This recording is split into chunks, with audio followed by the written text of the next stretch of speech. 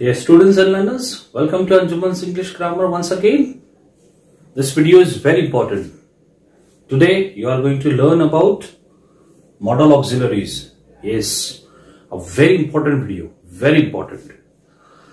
In English language, modal auxiliaries plays a very important role. If you are learning how to speak English, if you want a good command in English, you should know about modal auxiliaries. Modal auxiliaries के बारे में जानना बहुत जरूरी है, उसे पढ़ना बहुत जरूरी है, so that you can use in your language. Modal auxiliaries होते क्या है? Modal auxiliaries जो अपने मूड को एक्सप्रेस करे. Modal means to express mood via verb. Verb के जरिए अपने मूड को एक्सप्रेस करना. Modality जिसको बोला जाता है. तो सेंटेंस में जब हम ये ऑक्सिलरी का यूज करते हैं, and auxiliary it means function, कोई काम करना. सेंटेंस में जब हम ये ऑक्सिलरी यूज करते हैं तो वो सेंटेंस के फंक्शन को एक्सप्रेस करता है. फॉर एग्जाम्पल, अगर हमने टेंस में पढ़ा था कि आई के साथ वी के साथ शैल यूज होगा. आई शैल गो टू स्कूल, ये अगर एक सेंटेंस है.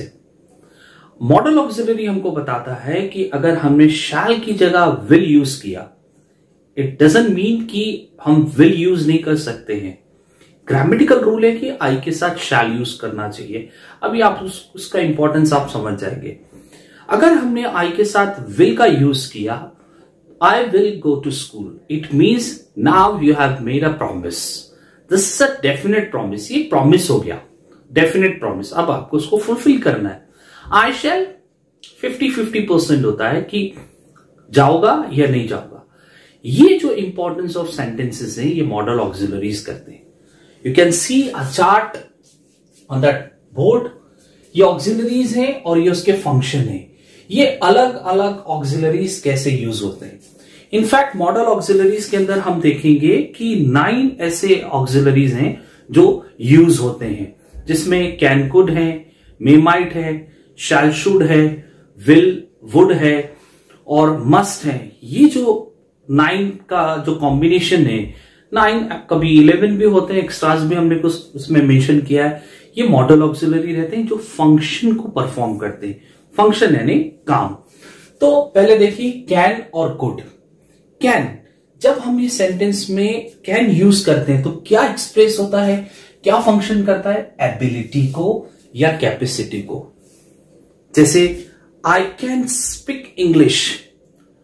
This sentence shows that I have the ability to speak English. मेरे में वो एबिलिटी है कि मैं इंग्लिश बोल सकता हूं.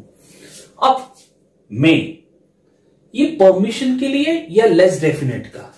अगर मैंने सेंटेंस यूज किया I may speak English, now there is a little bit of chance, कि बहुत छोटा सा चांस है कि मैं इंग्लिश बोल सकता हूं. एबिलिटी नहीं है, लेकिन एक मेरे अंदर एक कम से कम वो क्वालिटी है कि मैं बोल सकता हूं. शायद पूरी अच्छे से नहीं बोल सकता हूं. डिफरेंस देखिए, आपने कैन का यूज किया तो वो पूरी एबिलिटी आपकी एक्सप्रेस कर रहा है. मे का यूज किया, वो लेस डेफिनेट को कर रहा है. इस तरह से मॉडल ऑक्सिलरी चेंज होते हैं. माइट, इसका फंक्शन है पास्ट पॉसिबिलिटी. शुड, ये एडवाइस या सजेशन को एक्सप्रेस करता है sentence. You should do this, you should behave like this, ये एडवाइस या सजेशन आते हैं.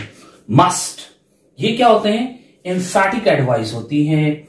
स्ट्रॉन्ग डिटर्मिनेशन होता है, आई मस्ट डू दिस. तो इसका मतलब ये हुआ कि स्ट्रॉन्ग डिटर्मिनेशन हमारे पास में एक्सप्रेस हो रहा है.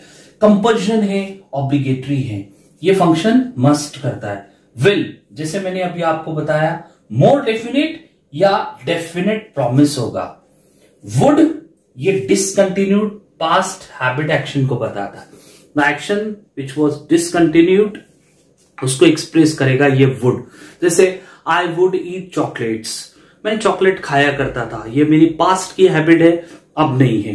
डिसकंटिन्यूड पास्ट हैबिचुअल एक्शन, उसके लिए ये वुड का यूज होता है. इधर देखें, have to, has to, had to. इसके अगर फंक्शन अगर आप देख रहे हैं तो फंक्शन सेम है जो मस्ट के थे. यानी must equivalent to, have to, has to, had to है, क्योंकि इसके फंक्शन और इसके फंक्शन सेम है। Emphatic advice, strong determination, compulsion, obligatory. ought to है इसका डिजायर के लिए या प्रोबेबिलिटी के लिए। यहां अगर आप देखें प्रोबेबिलिटी है। Use to, discontinued past habit action. अभी आपने पढ़ा यूज टू और वुड, ये दोनों सेम है क्योंकि दोनों के फंक्शन सेम है। अगर हमने यूज टू यूज किया या वुड यूज किया, ये सिमिलर होगा। नीड टू, ये नेसेसिटी के लिए यूज होते हैं। आपको इस ऑक्सिलरीज के फंक्शन को याद करना होगा, then only you can be perfect in English. तभी आप परफेक्ट हो सकते हैं, क्योंकि ये बहुत इंपॉर्टेंट ऑक्सिलरीज हैं।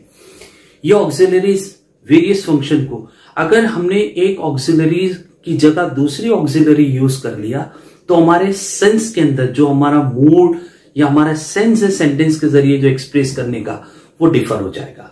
जैसे मैंने अभी आपको बताया आई कैन स्पीक इंग्लिश, ये एबिलिटी बता रहा है, ये मेरी कैपेसिटी है कि मैं इंग्लिश बोल सकूं। अब इसकी जगह गलती से हमने आई मे स्पीक इंग्लिश बोल दिया तो यहां पे लेस डेफिनेट के चांसेस है। तो how to use modal auxiliaries, आप इन मॉडल ऑक्सिलरीज के जरिए इन फंक्शंस को एक्सप्रेस कर सकते हैं। ये इंपॉर्टेंट है इसके अंदर, इसलिए you should know about model auxiliaries. तो ये देखिए, ये 12th का इंग्लिश के सिलेबस में इस तरीके के क्वेश्चंस भी आते हैं कि use model auxiliary showing advice, use model auxiliary showing more definite, इस तरीके के आते हैं। तो क्वेश्चन के अंदर क्या होता है कि आपको यह पता रहना चाहिए कि कौन सी मॉडल ऑक्सिलरी कौन से फंक्शन को कर रहा है। जब आपको फंक्शन पता रहेगा then only you can use the proper modal auxiliary. ठीक है, इसको लर्न करिए, इसको अच्छे से प्रिपेयर करिए ताकि हम इसको सेंटेंस के अंदर सही तरीके से यूज कर सकें ना। एक बहुत इंपॉर्टेंट बात मैं आपको बताना चाहता हूं, ठीक है। हेल्पिंग वर्ब का जो ग्रुप है वो अप्रोक्सीमेटली हम 20 हेल्पिंग वर्ब्स गिनते हैं। मैंने इससे प्रीवियस वीडियोस में आपको बताया do, does, did, is, am, are, was, were, has, have, had होता है, कैन, कुड है, मे, माइट है, शैल, शुड है, विल, वुड है, मस्ट है। ये अप्रोक्सीमेटली 20 के करीब है। इसमें से ये जो 9 हेल्पिंग वर्ब है, ठीक है, वो कौन कौन से? कैन, कुड है, मे, माइट है, शुड है, मस्ट है, विल है, उसके बाद वुड है, इसी का एक शैल है और ये भी सब, ठीक है। यहां पर आप ध्यान दीजिएगा, have to, has to, had to है, ये ought टू है, यूज टू और नीड टू है। ये जो 9 हेल्पिंग वर्ब्स की बात कर रहा हूं और इसके साथ में भी कंसिडर करें, they are always use with the first form of verb.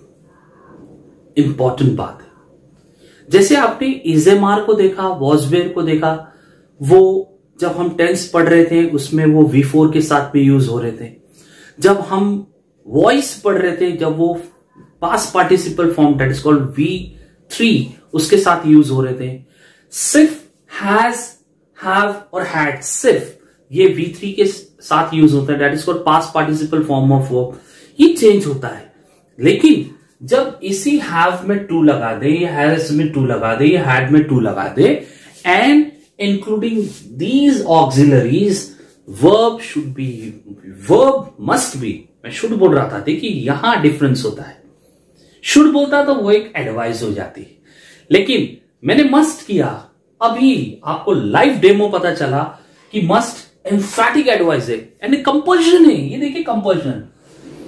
तो these auxiliaries must use first form of verb। तो डिफरेंस आपको समझ में आया? इसके साथ में हमेशा first form of verb use होता है। तो इस चार्ट को आप प्रिपेयर करें, प्रैक्टिस करें, लर्न करें। ये जब आप लर्न करेंगे, नेक्स्ट वीडियो में हम देखेंगे how to make sentences. Sentences use करके हम किस तरीके से उस सेंटेंस के अंदर जो है अपने मूड को एक्सप्रेस करने वाले हैं। Thanks for watching and keep watching, keep learning. Thank you very much.